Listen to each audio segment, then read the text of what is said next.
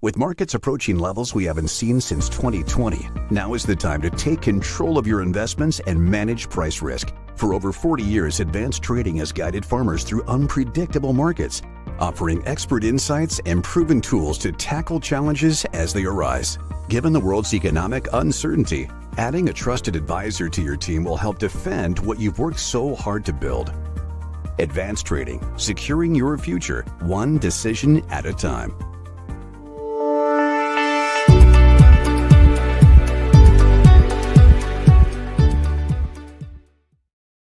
Welcome. Thanks for joining us today as we recap the much anticipated, very eventful January WASDE production report. Got some stocks numbers in there.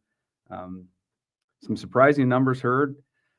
Currently, we closed the board. Corn up 15 in old crop at 471. Dees new crop up just a couple cents at 450.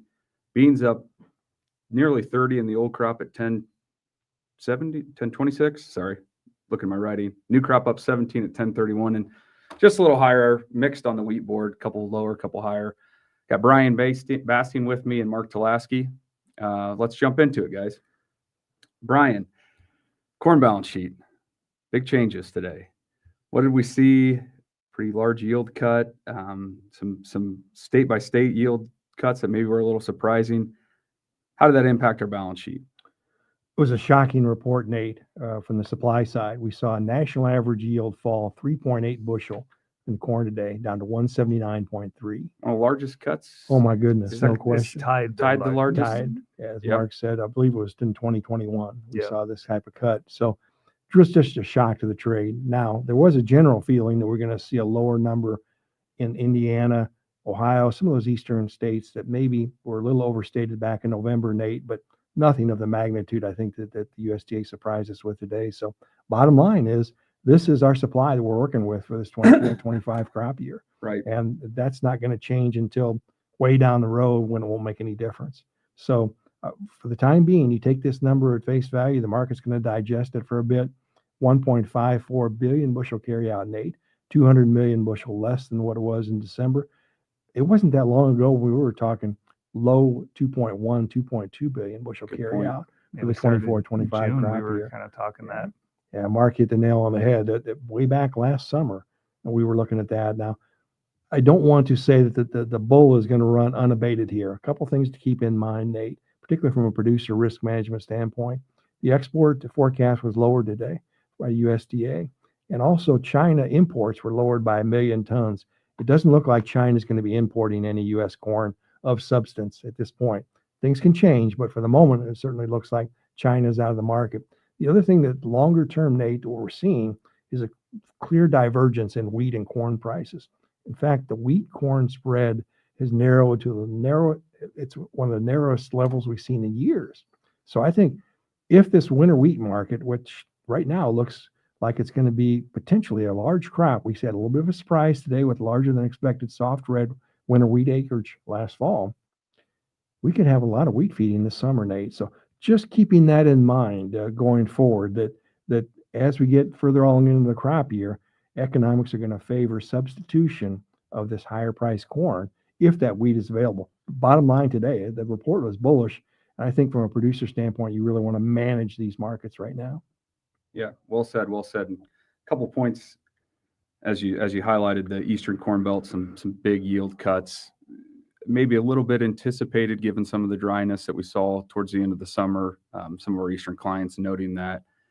Still, though, from a regional perspective, I think there's differences, and we talk about the basis environment, the cash environment over the last couple of years. Notably that Southwest market, that sucking sound we've seen for corn needs into that Southwest feed market.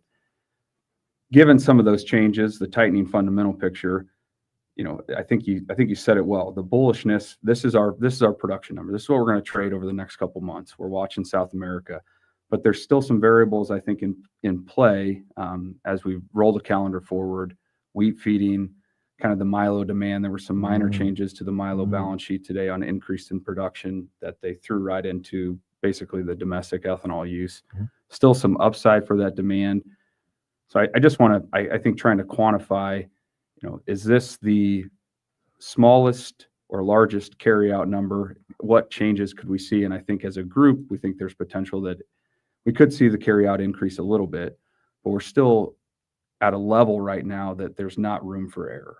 So we're going to trade these South American weather markets, fast forward into the U.S. planting acreage intentions.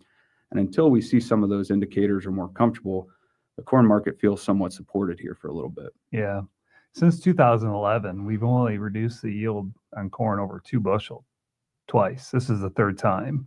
So it's just, this is a big move. We just don't see that. No. And so I think most folks were coming into this report going, yeah, we didn't really believe the Eastern Ohio, Indiana yields in November. We felt like they were still a little aggressive, but it was what it was.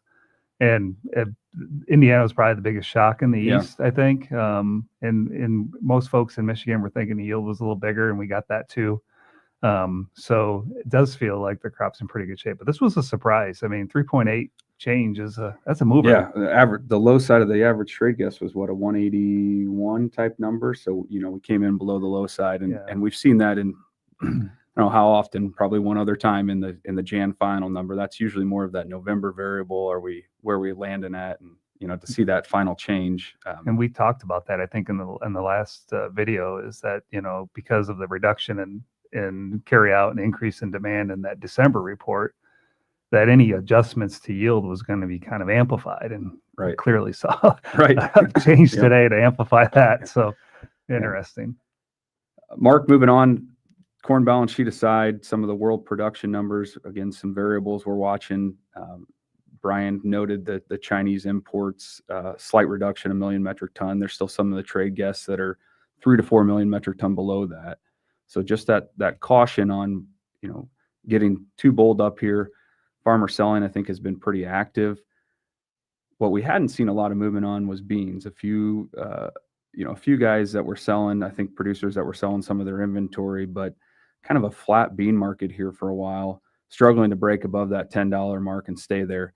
What do we see in the bean balance sheet today? If you go back to harvest, we actually saw some pretty good farmer movement on the tail end of harvest. I mean, we had some really good basis opportunities. Exports were picking up. We saw movement on rail going to export markets. We saw a river kind of picking up. So versus the November, we saw a pretty good flush of soybeans moving out of commercial hands, and the grower probably selling some of those opportunities as well.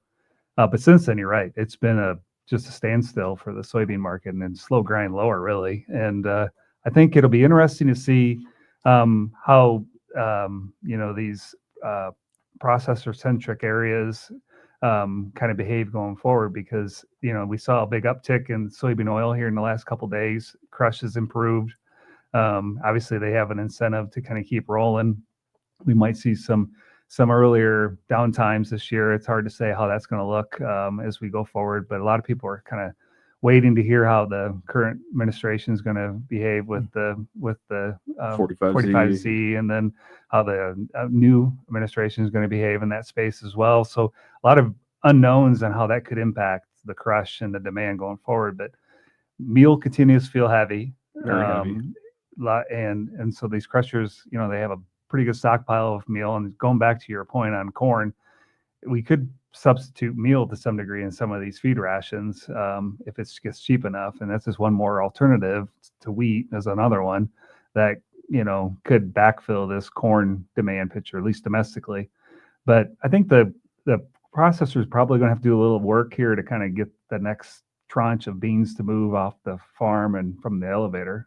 We have decent carry developing and at least cover interest to the March. So guys don't feel pinched, or to the May, I should say, don't feel pinched to have to move beans, unlike past years where we had a tighter carry out and very, almost inverted markets at this point. So, yeah, well said. And similarities on the corn balance sheet, below a little bit bigger cut in the ending stocks than we thought on the soybean side with the yield reduction, a little bit of a bump in the crush. So we're sub 400 million bushels on our bean carry out. Kind of feels like a broken record. We seem to start higher on the fundamental picture with bean carry out and kind of ration that back as we move through the marketing year. Sub 400, below the expected trade guess. And really, I think ultimately comes down to what are we seeing in the South American crop? In past years, this is really when the market gets really excited about weather in South America. This is, January is a very sweet spot. I always kind of feel like Martin Luther King weekend is always a very big weather weekend because we're kind of in that. And then it's the forward to the end of the month kind of forecast that we're kind of paying attention to. And we just haven't had a strong narrative weather story there. I mean, La Nina has been kind of a story. T-Storm noted it this week, I think, with this update that historically Argentina does have challenges when we're in a La Nina year. Trend or below is kind of the message on their corn and soybean yield, but to what extreme is kind of what we're trying to navigate. Right. But right now, central and northern Brazil feels really good. And they're going to be harvesting, or they are harvesting, and they're going to continue to pick up momentum there. That's going to be the heavy feel going forward is the size of the South American crop and just how much bigger it is than a year ago. It's substantial. Right. And I think that's really important to note. While we saw a strong bean board today, and again, this is our crop size, this is what we're dealing with. Some of those weather scenarios in South America, while we're watching them play out still, we haven't seen that same type of reduction potential that we saw in previous years at this point in time for South America. Some of the issues in Argentina, but no changes today from the USDA on Argentine bean crop, Brazilian bean crop. Still some analysts that have upside from the USDA's 169 for Brazil, but even at that value. What's the highest? 175. 175 range was somebody earlier this week. Point still a year over year combo is going to be a headwind for the U.S. And not saying we couldn't reduce the Argentine crop to a point where it makes a bigger difference, but right now I'm just not sure that feels like it's in the cards. Seeing cash values out of South America continue to get cheaper on beans. I think we're at least $1 uncompetitive for Feb, March forward to China. We saw export sales today, saw a cancellation from China. So the demand side of the bean picture feels like we're starting to shift significantly to South America. So is a sub 400 million bushel, 380 type number comfortable for the U.S.? Time will tell. It feels that way today. It does. Little correction in the bean corn ratio with beans up today as we start to shift to what the U.S. producer is going to do with their March intentions. But I still think at the end of the day, we're fighting that South American production. Yeah, the big story too, I think, on South America is going to be the harvest of these beans and the safrinha planting. I mean, that's the market's going to dial in. If you're going to try to find a story that kind of feeds the market, if you will, bullish markets need something to feed them. And so if we're going to feed it with anything, it's going to probably be South American weather. It's going to be safrinha corn crop planting and then that growing season. And today it's kind of like trying to figure out our weather in May. It may matter, it may not matter. Yeah. But it could be the story. It could be not a story, but that's going to be the challenge. And that's going to be what probably ultimately impacts, to your point earlier, if it's a 1.5 carryout or a 1.7 carryout, what is that safrinha crop? Just to add on to Mark's comment there, Nate, all that rain that we're seeing now in central and northern Brazil, favorable for the bean yields. People are talking about, as Mark said, as high as 175 on the bean crop. The other added benefit of that is that the subsoil moisture for that safrinha crop is getting really recharged here. Right. So any concern about the dryness to start the growing season is not going to be there because there's plenty of moisture there. It's just a matter of can they get the beans harvested in a timely manner now, and get those acres planted. What you hope is they get too wet. Exactly. If you're looking for a bullish story, that's what you yeah. want to hear is it's too wet, which we've had that. We have had that. And they still end up with a good crop when that's happened, and they've had issues. So it's a flip of a coin. So it's going to be something that's going to be our story into the spring for sure. And you made an important point a moment ago, Nate, I wanted to follow up on. We're looking at the last several years, it's been an automatic pilot, year in, year out, increases in Chinese imports. USDA has factored in a 3 million ton reduction in Chinese imports. Now, it's still 109 million tons, but there's some things going on domestically there that going from 112 million tons imports last year to 109 this year. So that demand base from China is looking a little fragile compared to recent years anyway. And a million way down on corn imports from a year ago, only 13 million tons of corn imports. So again, just caution notes on this looking forward. We shift away from, we've got our production numbers, we're seeing a rally, kind of back to what would we be advising producers in this environment?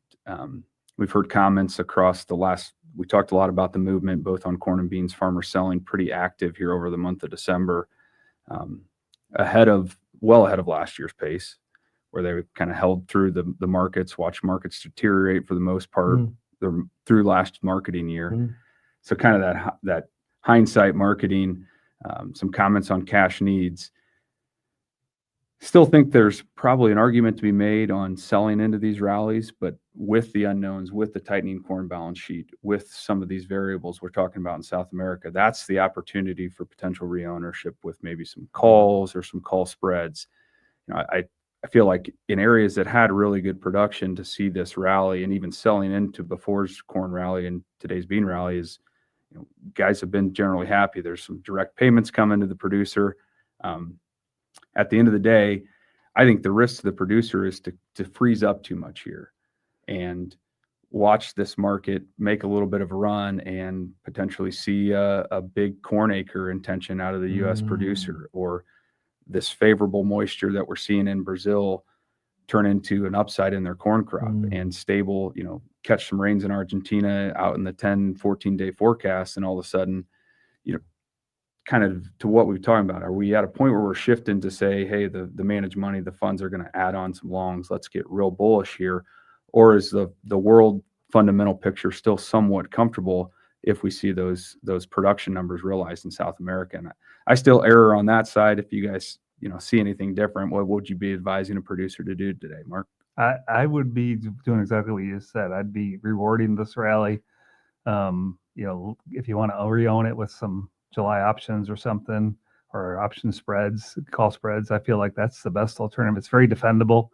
Going back to, fall harvest values to today, net basis and board rally, it's a significant increase. Yeah. Now, you may not still love the net flat price cash value. Right. I get that, but it's a significant increase. And so you've had an opportunity now to, manage margins. And I think it's all about balance, defending the balance sheets and protecting it. And, it's very defendable to go out there and go get long a call or a call spread and go, rallies, and I'm capped because I have a call spread, but I have new crop. Right. And so I feel like haven't engaged too much. What hurts the most is lower prices. And I just would hate to see us get beat up by watching this thing just kind of nickel and dime us on the way back down to 450 or something. And guys just get frustrated that they missed a 25-cent rally.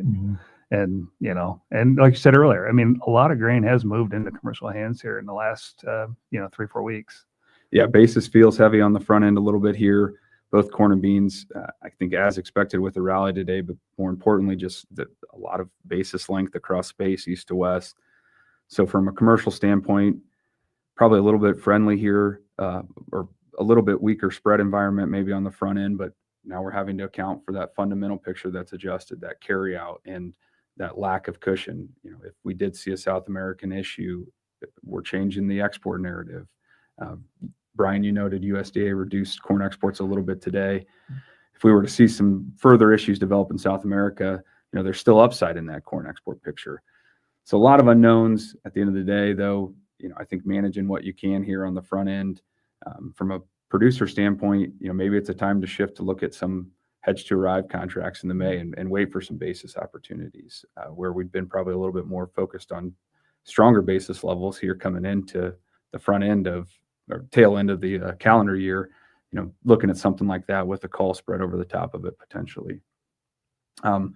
Wrap up here. We didn't talk too much on the wheat balance sheet. Brian, you noted it, but what do we see from an acreage standpoint or any global changes, Russian production export picture that maybe shifts or sets the tone here for the wheat market here for a bit? We did see the USDA give us our first survey-based estimate of 25 wheat acreage, Nate, and it really was confirming what we had picked up last fall, and Mark can amplify this more in a moment. Really, a timely soybean harvest allowed those Eastern Corn Belt producers to get their beans out and their wheat in. Notably, a 38% increase in Michigan wheat acres compared to a year ago. 27% more, Nate, in Ohio compared to a year ago.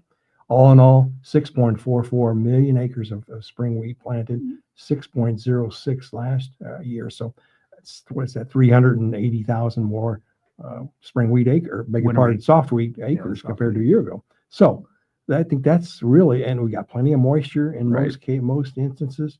I think this wheat is a lot of good tiller counts I'm hearing. Same thing out west, Nate. We saw really good moisture, obviously, with a big recent snowstorm, giving a nice blanket of snow out west.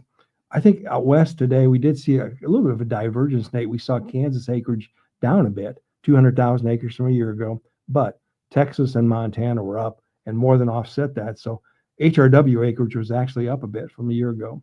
So I think going forward, Nate, the crop conditions today on January the 10th, a long way to go between now and harvest, but support the hope for good yields for Yeah. soft red and hard red. And I think we have to keep that in mind. It's kind of a different animal, if you will, Nate, compared to beans and corn. We've got the acreage in the ground. It's looking pretty good for the most part, obviously in dormancy now, but we're looking ahead. Wheat continues to search for demand, Nate. And I Yeah. think the demand avenue right now is feeding. And I Right. think going forward, if this wheat corn spread continues to collapse, Nate, down the road, we're going to see producers say, if the wheat's available locally to me, whether it's a Southeast or whether it's a Kansas feedlot, they'll Jump grab into it. Mhm. Yep. And a few minor reductions in some of the competitor global exports, noting some of the dryness, some of the concern on the Russian crop. They didn't adjust the production, but they took exports down a hair and Ukraine down a hair. So still a developing fundamental picture.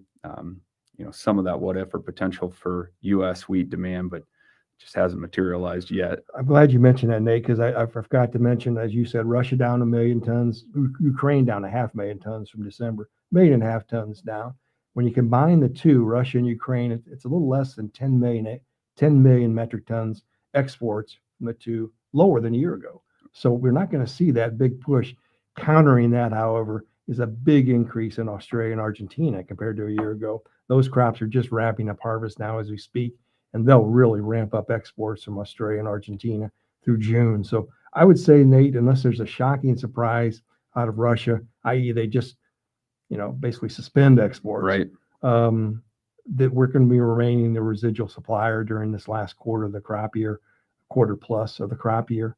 Again, there's always surprises out there, and wheat is so sensitive to production. If Russia really runs into a problem here, everything changes. As we saw last spring, we had a $2 rally in the wheat market in about a 30-day time period. Now, it went away when Russia's crop wasn't as bad as what they were trying to make it out to be. But point being is that for the moment, we're the residual supplier in the world market. Yeah, nothing changed on that avenue that we were hoping for seeing potentially. Well, that wraps it. Appreciate you guys joining us. We'll be back in February, I think the 11th, for the next USDA report. And till then, ATI Pro Media live each weekday at 9 a.m. Catch us there. Thanks.